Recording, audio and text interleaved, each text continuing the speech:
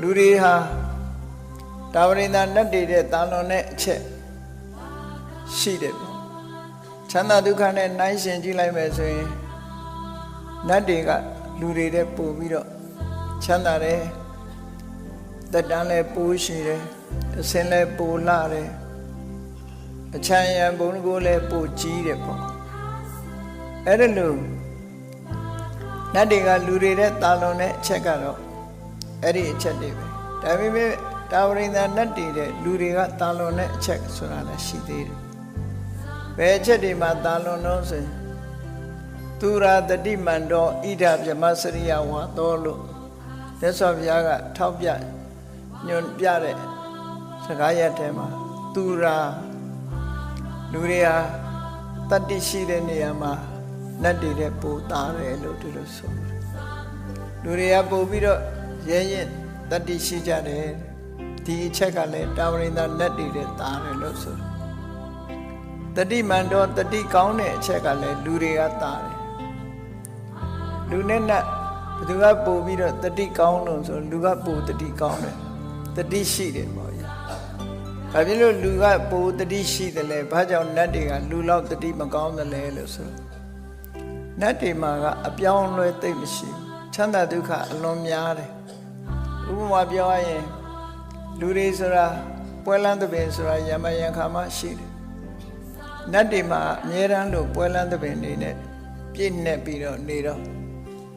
နတ်တွေကမေးလျော့မှုတွေပိုများတယ်လို့ဆိုတာ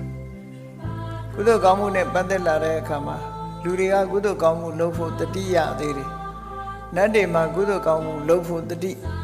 မရကြဘူးအဲ့ဒီအချက်နဲ့ပတ်သက်လာလို့ရှိရင်လူတွေကပိုတတိကောင်းတယ်ဘာကြောင့်လူတွေကပိုတတိကောင်းလို့နတ်တွေကအလွန်ချမ်းသာသည့်အတွက်ကြောင့်တတိမွေ့လွယ်မိတ်လွယ်တယ်လူတွေကဘာကြောင့်တတိပိုကောင်းတာလဲလို့ဆိုလို့ရှိရင်ဒုက္ခဒုက္ခလို့ဆိုတာချမ်းသာတလက်ဆင်းရဲတလက်လူတွေမှာချမ်းသာတဲ့အခါချမ်းသာတယ်ဆင်းရဲတဲ့အခါဆင်းရဲတယ်ခက်ခဲတွေကြုံတဲ့အခါကြုံတယ်အဆင်ပြေတဲ့အခါပြေတယ်အဲ့ဒါကြောင့်လူတွေဟာအပြောင်းလဲတွေများသည့်အတွက်ကြောင့်တတိရှိလာနတ်တွေလည်းပို့ပြီးတော့တတိထားတတ်လာတယ်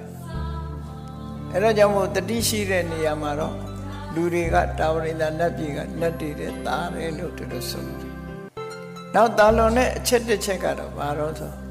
ဒဗြဟ္မစရိယဝါသောရသော်ဘုရားသာသနာတော်မှာသတ်မှတ်ထားတဲ့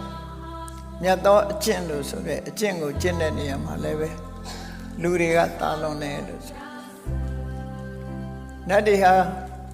ရှင်ဘဝယဟန်ဘဝမှာနေနိုင်ခွင့်မရှိကြဘူးနေခွင့်မရှိကြဘူးလူတွေမှာတော့မြတ်စွာဘုရားရဲ့တပိဋဝကအဖြစ်ကျင့်သုံးနေထိုင်ခွင့်ရှိကြတယ်အဲ့ဒါလို့မြတ်သောအကျင့်ကိုကျင့်သုံးနေထိုင်တဲ့အခါမှာလည်းနေကြတဲ့အခွင့်အရေးရတာလည်းပဲလူတွေကတာလွန်တယ်လို့ဒီလိုဆိုတာ